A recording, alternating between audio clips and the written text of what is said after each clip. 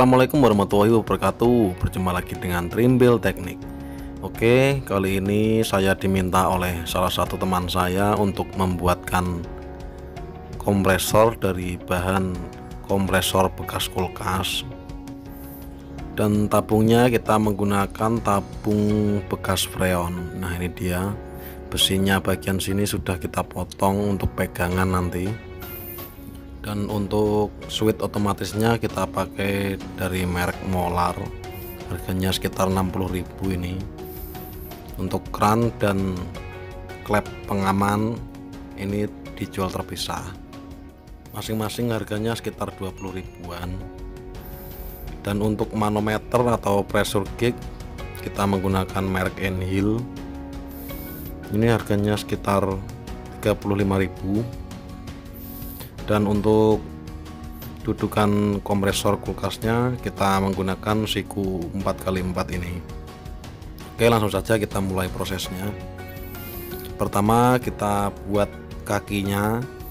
Ini terbuat dari besi beton bangunan yang kita tekuk seperti ini. Sebelum kita menempelkan dengan las, ada baiknya kita berbuat lubang dulu pada tabung ini, buat jaga-jaga saja agar lebih banyak udara yang masuk dari luar.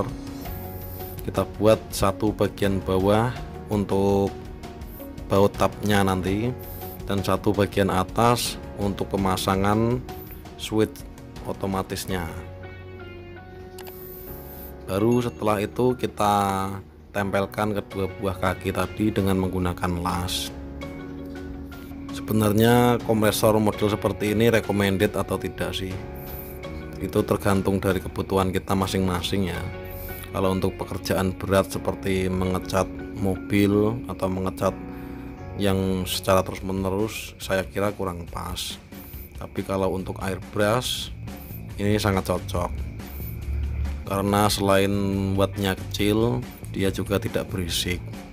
Jadi untuk bekerja siang, sore, malam pun tidak masalah karena tidak akan mengganggu tetangga.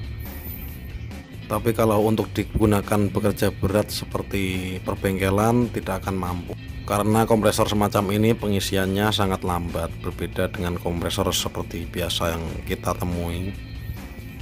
Jadi efektif atau tidaknya tergantung dari kebutuhan kita. Oke, lanjut kita buatkan dua buah dudukan kompresor kulkasnya dari siku. Siku tersebut kita coak bagian tengahnya agar bisa rapat dengan tabungnya, lalu tempelkan dengan las. Nah, seperti ini posisinya nanti. Lanjut kita memasang pegangan tangannya agar mudah dibawa kemana-mana. Kita beri pegangan tangan seperti ini. Ini tadi potongan dari besi bagian bawah tabung freon ini, jadi masih bisa digunakan.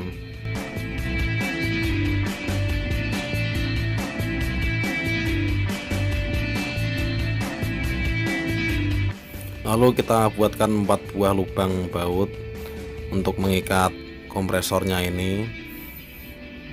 Kita lubangi dulu. Untuk ukuran bautnya terserah, bisa menggunakan 8 mili atau 10 mili. Oke, sudah berlubang semua. Oke, lanjut kita memasang switch otomatisnya. Cari mur yang bisa mengedrat pada kuningan ini, lalu mur tersebut ditanamkan pada kompresornya. Nah, seperti ini.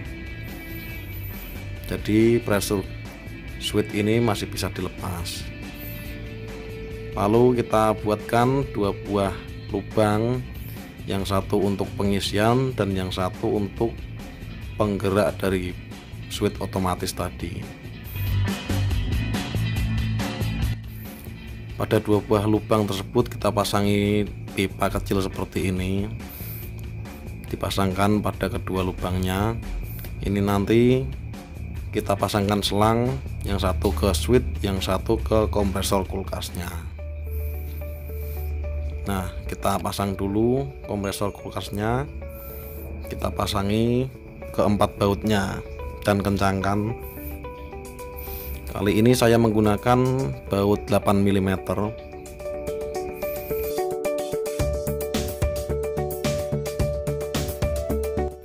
Oke, setelah itu kita pasang selang pengisian dari kompresor kulkas ke tangkinya.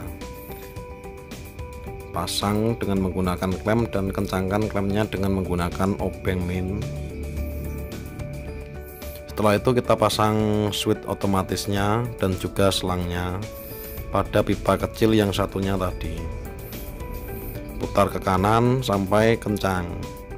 Jangan lupa untuk pemasangan kran atau klep pengaman atau pressure switch seperti ini, pastikan menggunakan selotip, jadi tidak akan terjadi kebocoran nanti.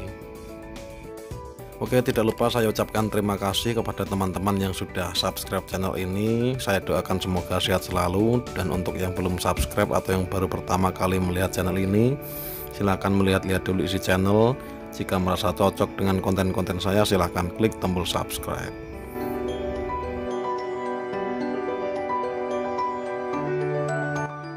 Nah, ini dia setelah kita finishing dengan cat, lalu kita rangkai lagi. Waktunya kita merangkai kabelnya. Ini dua buah kabel, yang sebelah kanan berasal dari listrik PLN.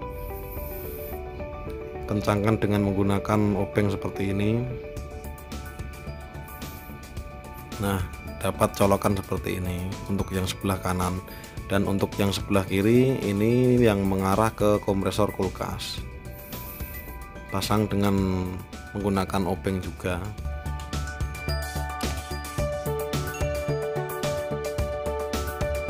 Oke, setelah kita selesai merangkai kabelnya, langsung kita colokkan ke listrik dan kita coba seberapa lama pengisiannya.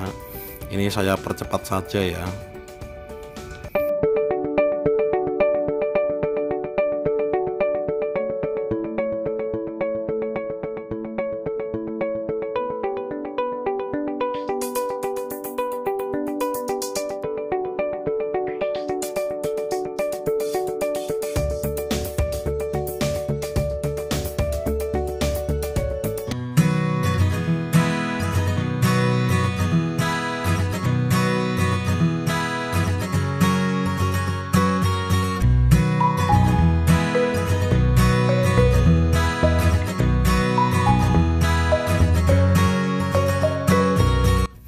Setelah sekitar 6 menit dan mencapai 4 kg, ternyata katup pengamannya sudah mengeluarkan angin.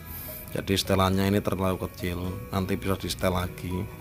Oke, langsung saja kita coba keluaran anginnya seperti apa. Nah, ternyata normal ya keluaran anginnya. Hanya saja untuk mencapai 4 kg butuh waktu yang cukup lama. Sangat jauh berbeda dengan kompresor konvensional seperti biasanya. Jadi itulah salah satu kekurangannya. Tapi dibalik kekurangannya pasti ada kelebihannya. Selain murah, juga tidak bersuara kompresor ini. Tetap bijak dalam menentukan pilihan suatu alat yang ingin Anda miliki. Sesuaikan dengan kebutuhan masing-masing, jangan saling bully. Tetap semangat dan tetap menjaga kesehatan. Semoga bermanfaat, dan wassalamualaikum warahmatullahi wabarakatuh.